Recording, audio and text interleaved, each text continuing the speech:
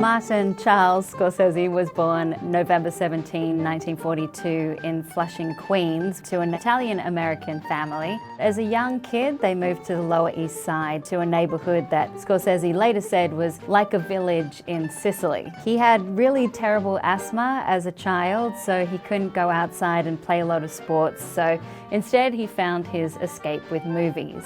And he went to the movie theater at a really young age, and also loved watching a TV show that was on in New York called $1 Million Movie, which played a lot of independent and foreign films. So Scorsese was exposed to a broad range of films from a very young age. And he also loved, the big Hollywood studio productions like On the Waterfront and Singing in the Rain and Citizen Kane. At age of 8, he started to draw his own storyboards, but he was mainly recreating the films that he'd seen until about the age of 12, when he started to draw his own original ideas, complete with the title card, directed and produced by Martin Scorsese. Much later, he went to NYU to study film directing, and while he was there, he started to work on his very first feature film called I Call First, later renamed Who's That Knocking on My Door? And on that film, he worked with Harvey Keitel, the first of what would become a lot of collaborations, and also worked with editor Thelma Schoonmaker, who went on to become vitally important to his entire career. So that's really a French magazine, huh? Yes, I'm afraid it is. Why? Now, how the hell did they ever get a hold of The Searchers? The what? The Searchers. It's a movie made about 11 years ago. And that picture of John Wayne is from that movie. He didn't finish the film until after he graduated NYU, and he sent it around to a lot of film festivals. It got rejected from most of the film festivals, but it did get into Chicago Film Festival, where a film critic called Roger Ebert saw the film, and he was really instrumental in noticing Scorsese's talent right from the beginning, saying that he was a director to watch and that this could possibly be one of the biggest moments in American film history at that time. Well, I really thought you'd love me. You know that? You really had me believing that. I do love you. That's why. What? That's why? Because you love me, that's why you're not going to marry me? Oh. What kind of business you handing me here? In 1971, Scorsese moved to Los Angeles, and he started to hang out with a lot of other film directors who were up and coming, like Brian De Palma and Francis Ford Coppola. I would have loved to be at a table with all of those guys. And he began to work for Roger Corman, who was known as the king of cult film. In 1972, he released Boxcar Bertha, which was a Roger Corman film. It was about two train robbers, fugitives who were lovers, who were on the run. And apparently, after John Cassavetes, another director friend of Scorsese's, saw the film, he encouraged him to go and make something personal. So in 1973 came Mean Streets, where Scorsese returned to Little Italy, a very gritty, dark film, working once again with Harvey Keitel, who plays a lower-level gangster trying to save his hot-headed friend, played by Robert De Niro, and also trying to deal with the Catholic guilt that he feels. I borrow money all over this neighborhood, left and right, from everybody, and I never paid them back, so I can't borrow no money from nobody no more, right? So who does that leave me to borrow money from but you? I borrow money from you because you're the only jerk-off around here that I can borrow money from without paying back, right? Mean Streets was the first time that Scorsese worked with actor Robert De Niro, and of course those two went on to create one of the most impressive cinematic partnerships in American film. After Mean Streets, Scorsese did something completely different, and he made Alice Doesn't Live Here Anymore, which was released in 1974. And this is a rare film in Scorsese's filmography because it's one of his few completely female-centric movies. It's sometimes called a neo-woman's picture. It stars Ellen Burstyn as a widower, a mother who flees her life with the dream of becoming a lounge singer, and she starts to work as a waitress. I used to be good when I was a kid, but I'm not good anymore. My voice has got a wiggle in it. Well, honey, I ain't gonna bullshit you. You better get that wiggle out of your voice, or you better take up something else. After that, he returned to the streets of New York to make Taxi Driver from 1976, which is now considered to be a masterpiece and one of the pivotal movies of the new Hollywood movement, a time when these young filmmakers started to make independent movies that changed the way films were made from the old way of studio Hollywood films and those conventions to completely free, playing with different forms and rules, and it was a really exciting time. You talking to me? Well, then who the hell else are you talking to? Talking to me? Taxi Driver starred Robert De Niro as probably one of the best anti-heroes ever in films. Travis Bickle, a loner taxi driver who becomes very angry with the scum that he sees at nighttime in New York and becomes determined to save a young female prostitute played by Jodie Foster from her pimp played by Harvey Keitel.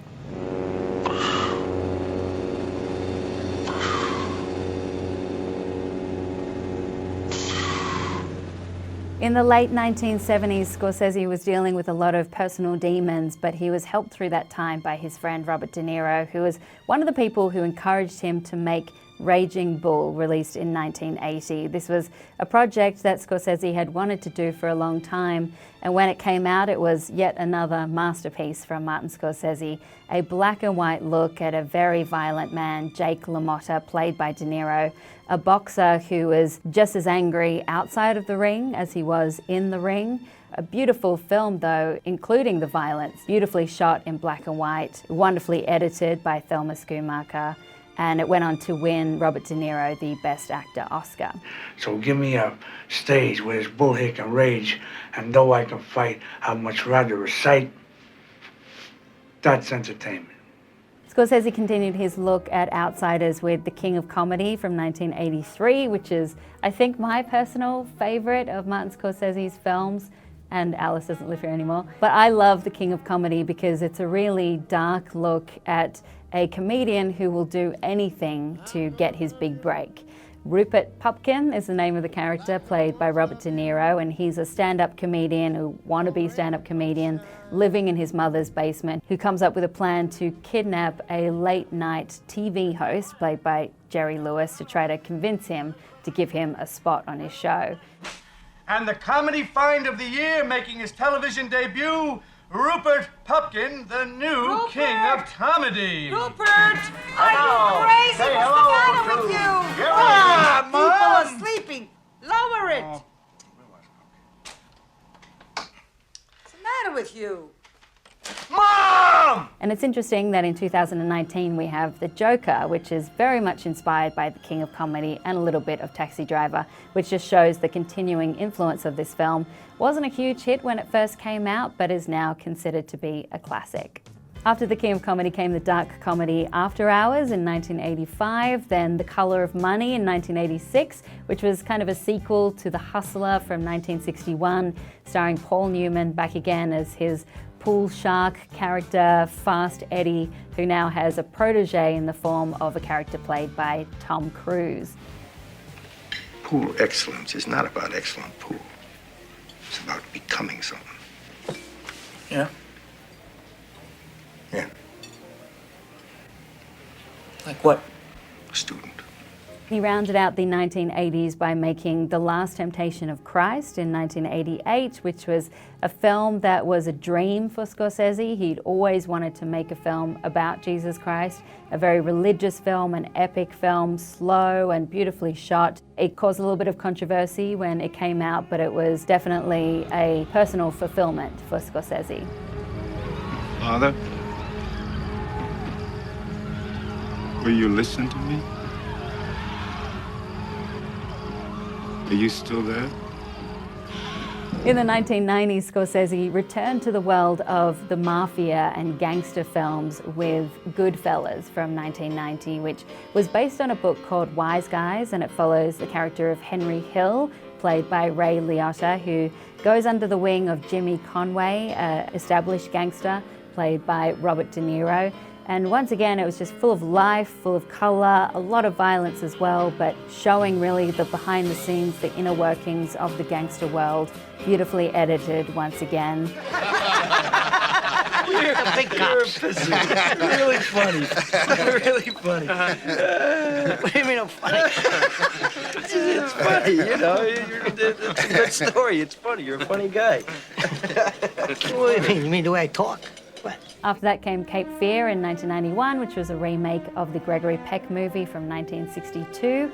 And interestingly, in 1993, Scorsese made The Age of Innocence, which was a 19th century Victorian romance starring Michelle Pfeiffer, Daniel Day-Lewis, and Winona Ryder, which, when you look at it on the surface, it feels like a very different film for Scorsese, but as he has explained, the world of the polite manners and that kind of society at that time was just as brutal as the gangster world, and they also had to follow their own moral code of loyalty. Plus, he had to make the choice often between your tribe or what you truly want. Are you very much in love with her? As much as a man can be. Do you think there's a limit? And in 1995, Scorsese had a huge hit with Casino, again about the Mafia, but this time set in Las Vegas with Sharon Stone, Joe Pesci, and Robert De Niro. All right, I'm gonna give you a choice. You can either have the money and the hammer, or you can walk out of here. You can't have both. By the 2000s, Martin Scorsese was not slowing down at all, and he formed a new partnership with another exciting actor, Leonardo DiCaprio. DiCaprio has said that Scorsese saved him because he was going down the path to become one particular type of actor, and Scorsese completely changed his direction and made him become a different type of actor. These two worked together in The Gangs of New York from 2002, which was about the late 19th century immigration riots in New York, and then The Aviator in 2004, which was all about Howard Hughes, with Leonardo DiCaprio playing Howard Hughes. I love that movie because it takes you back to that Hollywood studio era and all of the craziness that Howard Hughes brought with him. The way of the future. The way of the future. The way of the future. The way of the future. The way of the future. Then in 2006, DiCaprio and Scorsese made The Departed, which was a remake of a Hong Kong thriller called Infernal Affairs, all about a young cop infiltrating the Mafia, once again returning to the gangster world. And it was with this film that Scorsese finally won the Best Director Academy Award. That was his 6th time being nominated for that specific category, and everyone was hoping that he would finally win it, and he did, and it was made even more special by the fact that his friends, Francis Ford Coppola, Steven Spielberg, and George Lucas were there to present him with the long-awaited Oscar. I'm overwhelmed with this honor with the Academy, and also the honor of being presented by my old friends. We go back 37 years. I'm so moved, and so moved. Martin Scorsese and Leonardo DiCaprio worked together once again on Shutter Island in 2010, and in 2013 on the insane The Wolf of Wall Street, which was one of those films, when I first saw it, I didn't know what to think of it. It felt overly excessive, but after sitting and chewing on it for a while, I couldn't get it out of my head. I realized that that's exactly what Scorsese was trying to do. He was trying to show the sickening excess of Wall Street, and he managed to do that really successfully with that movie.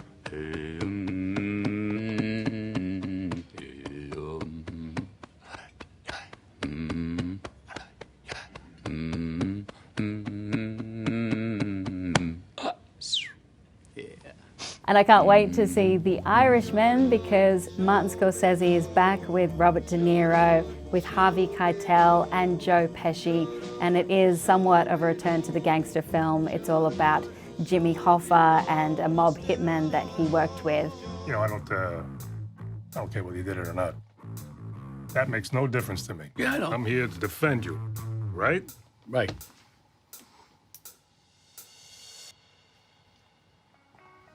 What do you want to know? You want to know if I did it or not?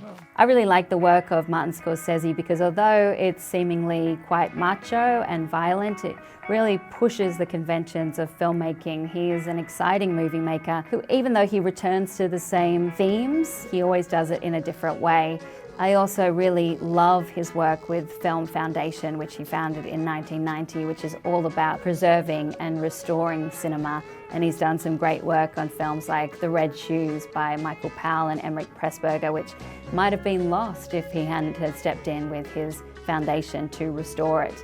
Martin Scorsese is a lover of cinema. He's a cinephile. He is a walking encyclopedia of movies. He's my cinematic hero because of the way he champions films from all over the world and the way that he talks a lot about the importance of preserving film history.